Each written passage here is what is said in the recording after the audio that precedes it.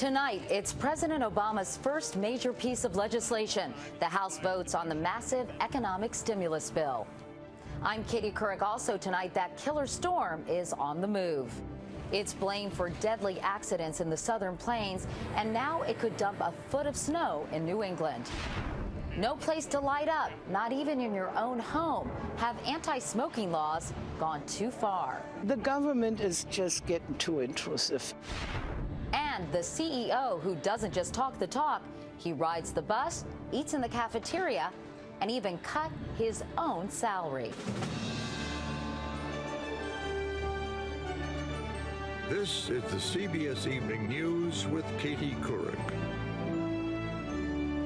Good evening, everyone. President Obama made an in-person appeal to House Republicans to vote for his economic stimulus plan, but it didn't work. Not a single Republican joined the majority Democrats tonight as the House passed the more than $800 billion package. The final tally, 244 yeas and 188 nays. 11 Democrats also voted no. Chip Reid is our chief White House correspondent. And Chip, the president gets a victory, but not the bipartisan one he had hoped for. That's right, Katie. The White House says this is a victory for the president, but certainly there is also some disappointment that he worked so hard to get bipartisan support and couldn't get a single Republican vote. As the House of Representatives prepared to vote on the economic stimulus bill today, President Obama made one last plea for bold action on behalf of American workers. The workers who are returning home to tell their husbands and wives and children that they no longer have a job. And all those who live in fear that their job will be next on the cutting blocks, they need help now. House Democrats voted overwhelmingly for the bill, which they say will create 3 to 4 million jobs. Every week that we delay is another 100,000 or more people unemployed. But Republicans relentlessly attacked the bill, despite the president's extraordinary efforts to get bipartisan support. It's merely a wish list of long-standing liberal Democrat priorities that have little to do with putting our economy back on its feet. Some examples, they say: $1 billion for Amtrak, $41 billion for local school districts, $127 billion for health care for the poor and unemployed. Spending. Just plain old spending. Earlier, the president met with a group of CEOs who told him the bill will create jobs, lots of them. Around the table, longtime pillars of the economy whose workforces are now taking it on the chin. IBM, 2,800 layoffs, Xerox, 3,000, Motorola, 6,100, and Corning, 3,500 layoffs announced just yesterday. It needs to get done fast. Thank God you are not a timid man. Now, White House officials say this is just the beginning. Next week, the bill goes to the Senate, and the president is going to work very hard, they say, to get Republican support.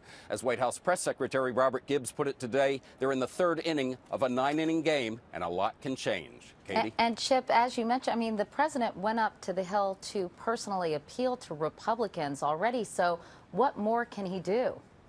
Well, he can do a couple of things, Katie. Number one, they can make more changes in the bill, and they are prepared to do that. And number two, they are going to continue with this charm offensive, essentially. They're going to have a cocktail party here tonight. 11 Republicans, 11 Democrats. That's part of the new bipartisan way of looking at Congress. Katie? All right. Chip Reid at the White House tonight. Thank you, Chip. Meanwhile, Treasury Secretary Tim Geithner promised to disclose exactly how the billions in taxpayer bailout money is being spent. Starting today, that information will be posted on a government website. Now, that's a big change since the first rescue funds went out last fall. It's been impossible to track what the banks are doing with it, as Cheryl Atkinson found out when she tried to follow the money.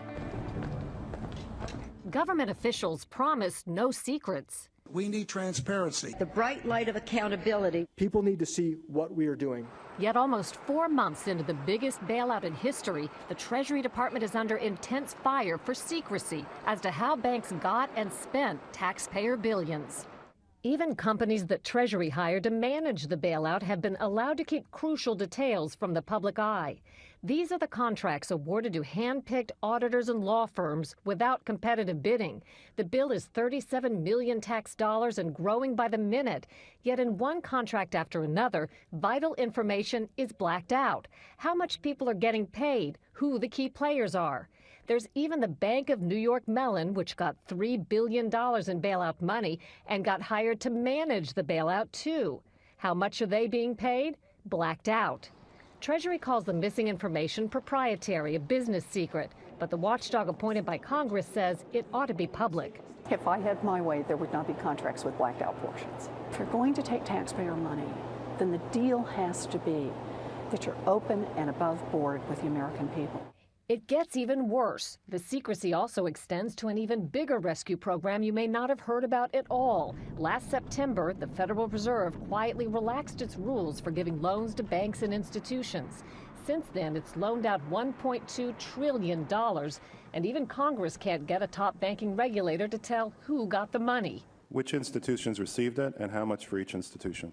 I'd be very concerned, Congressman, that if we published the individual names of who was borrowing from us, no one would borrow from us. And you're saying that that entitles you to keep secret the expenditure of $1.2 trillion, $4,000 for every man, woman, and child in this country? I don't think we're keeping it secret. I think we're releasing a lot of information about it. But this is really about more than who is receiving what money. All the secrecy may make it impossible to know whether all the spending is doing any good. Katie? Cheryl Atkinson on Capitol Hill tonight. Thank you, Cheryl. Washington, like much of the country, by the way, is recovering tonight from a winter storm that left a deadly mix of snow and ice from the southern plains to the northeast. At least 24 people have died, mostly in accidents on slick highways. More than 1 million households and businesses are without power, and some may not get it back for weeks. Texas, Arkansas, and Missouri are a mess. The ice in some places 3 inches thick. Hari Srinivasan has more now on this dangerous storm. In North Texas, ice made it a tough day to hit the road. A slick sheen of it left tires without traction and drivers struggling for control. Not used to the ice out in Texas, you know. Almost 700 storm-related accidents reported in Dallas during the morning rush. The ice was a remnant of an overnight storm system that hit hardest in the Midwest. In Missouri, snowfall blanketed the state and was heavy enough to crush a warehouse. Ice brought power lines down across Interstate 55, shutting down traffic. That is a mess. In Arkansas, ice-coated tree limbs brought down more power lines, leaving thousands like this family of 7 in the dark with temperatures in the teens. We got the fire going and we're huddling under blankets. The second highest power outage in Kentucky history. Nearly 400,000 people left without electricity. Things I've heard a whole lot is a war zone. The same system buried central Indiana with its heaviest snowfall in 13 years. By mid-morning, more than a foot of snow had fallen on Indianapolis. The bad weather did, however, bring out the best in some. That would be my pleasure, just to be able to help. For a few Texas children, today was a rare opportunity to use their winter toys, even if it was tough sledding. There are more than 70 tons of de-icer already on Texas roadways, but they are still sending sand trucks out to try and keep those roads from refreezing. Temperatures are expected to drop down into the 20s. Katie? Hari Srinivasan, thanks very much. Meanwhile, that storm system has moved onto the northeast tonight. In some places, 1.5 feet of snow is expected, maybe even more in parts of New England. Early show weather anchor Dave Price is in Concord, New Hampshire. And Dave, things are getting pretty bad out there. Now, Katie, bad and getting worse. We drove from Worcester, Massachusetts to Concord, New Hampshire today. That trip should normally take just about 90 minutes. For us in this weather, it took over 3 hours. Crawling traffic caused nightmare commutes across the eastern seaboard today as winter storm warnings were posted all the way from New Jersey to Maine. And there was good reason to break out those snow plows and snow blowers. Some areas are going to see upwards of 2 feet of accumulation, and it's already made for one massive cleanup. And Katie, I've got to tell you that it wasn't the only headache that was affecting travelers in the Northeast today. Airports experiencing 2 to 3 hour delays, hundreds of cancellations. Not a pretty day for anyone trying to get anywhere, including this reporter. No flights for us out of New Hampshire tonight. All Katie? right, a real mess. Dave Price, thank you so much, Dave. Back in Washington, President Obama's pick for Attorney General Eric Holder easily passed his first confirmation test today. The Senate Judiciary Committee approved Holder by a vote of 17 to 2, making his approval by the full Senate tomorrow almost certain. The president said today he has difficult decisions to make, and soon, on both of America's wars. He met with the Joint Chiefs of Staff at the Pentagon about his plan to pull troops out of Iraq while almost doubling the size of the force in Afghanistan. It's part of a broad policy review that includes pressuring the Afghan government to fight corruption. And as Elizabeth Palmer reports from Kabul, that won't be easy. In a city where most government officials drive shiny new SUVs, politician Ramzan Bashadost's little car stands out with a sign on the roof that says, "I am not afraid of anyone." Bashadost is a crusader against rampant corruption in Afghanistan. And that's made him the people's hero. In Afghan parliament, in Afghan justice, in Afghan court, we have the corruption. The corruption become practically legal in Afghanistan. Outside the tent he's pitched in front of Parliament, Bashadost listens to people's complaints. Fatah's brother, for example, is in jail, but he can't afford to bribe his way in for a visit. Sometimes a phone call from Bashadost and the threat of exposure will make corrupt officials back off. Most Afghan families survive on about $350 a year, and surveys show they pay almost a third of that in bribes. It starts here. At every road checkpoint, the police are on the take.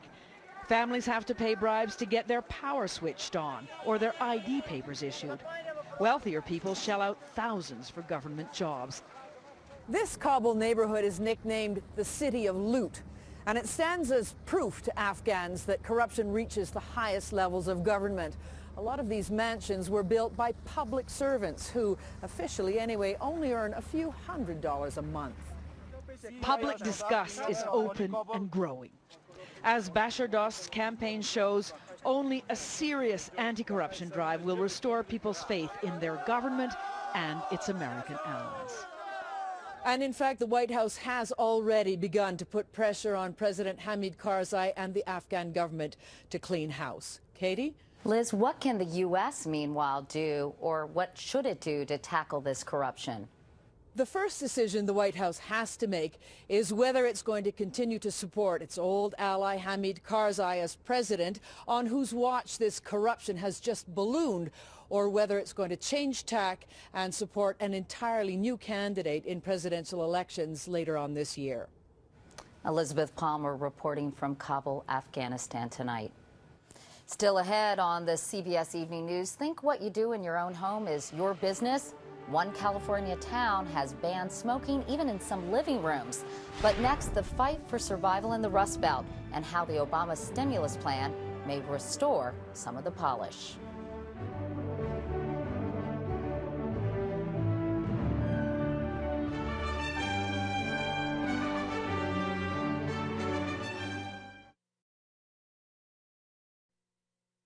More job cuts today, this time at Boeing and Starbucks. Boeing will cut a total of 10,000 jobs. That's 5,500 more than it had previously announced.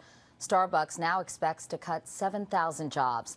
America's Rust Belt has grown painfully accustomed to job cuts for more than 20 years.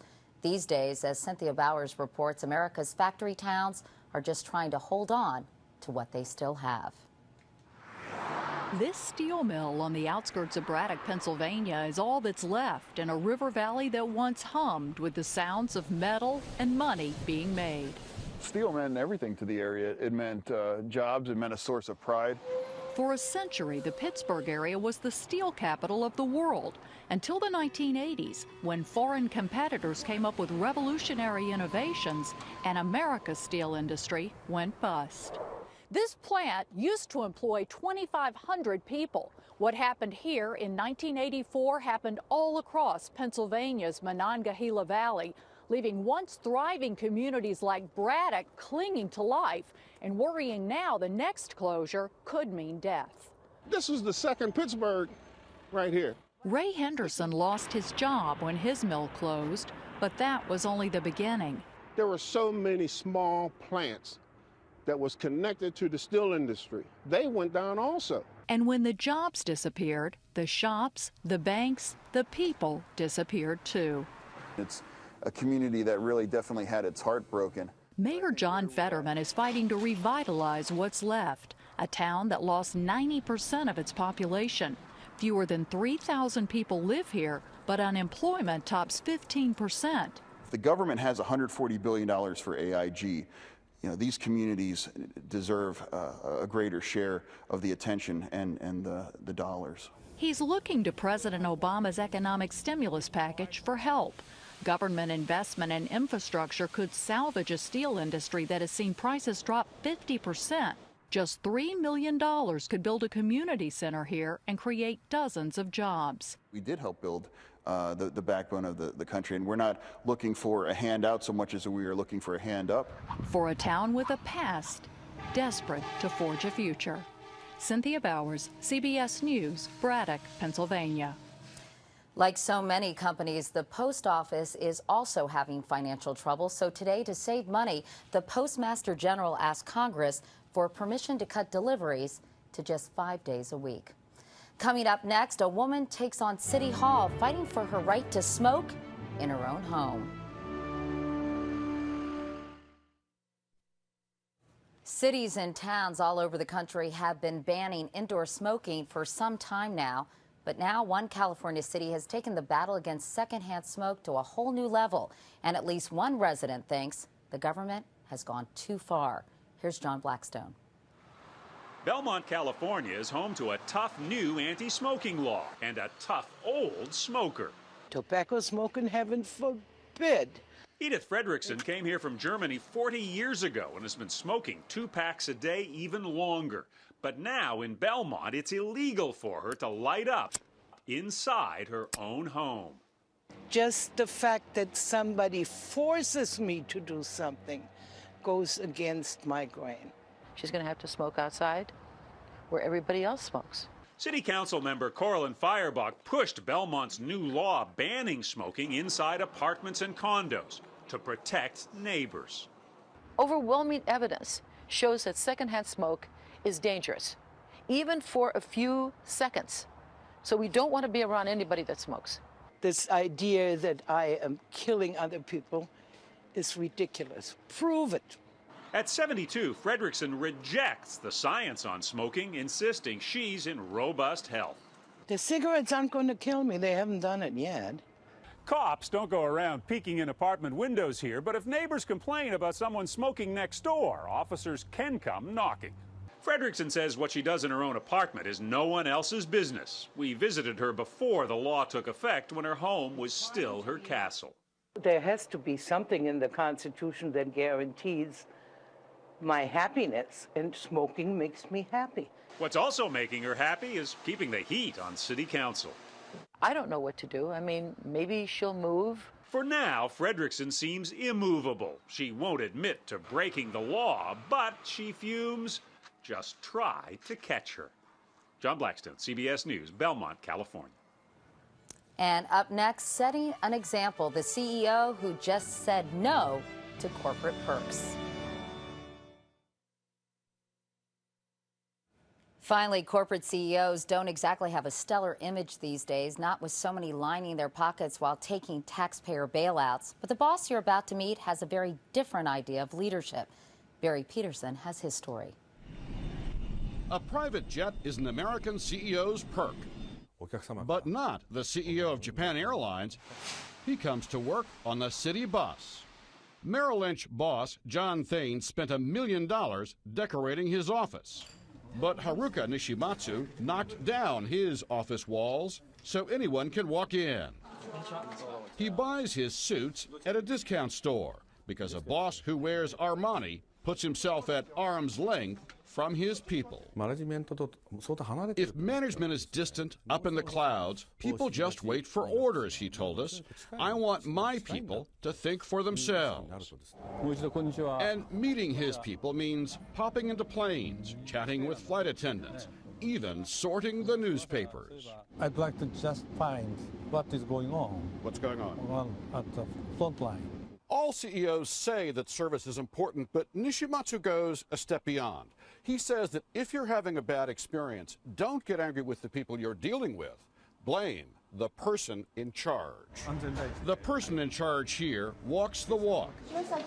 Look up and there's the boss. Got an idea? Catch him at lunch in the company cafeteria. His salary for running the world's 10th largest airline, not millions, but 1 year as low as $90,000. When he was forced to cut salaries for everyone else, he also cut his own. My wife said, "What?" To him, a leader shares the economic pain.